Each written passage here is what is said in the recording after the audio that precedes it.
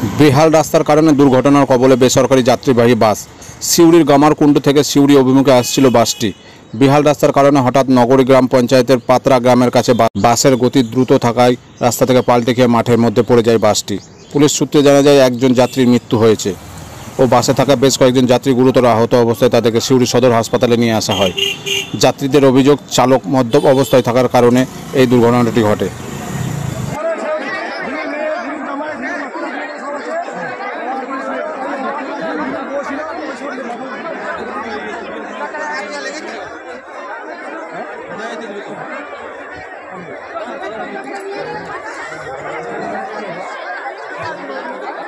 আসছিলাম আস্তে আস্তে। আমি গণেশপুর থেকে আসছিলাম, গণেশপুর থেকে আস্তে আস্তে ডাঙ্গারপাড়াতে বাসটা কি করে উল্টে গেল আমি বুঝতেই পারলাম না। আমরা সে এমনি করে নিয়ে আমার নাতিদিকে কোনো রকম বাঁচাইতে পেরেছি।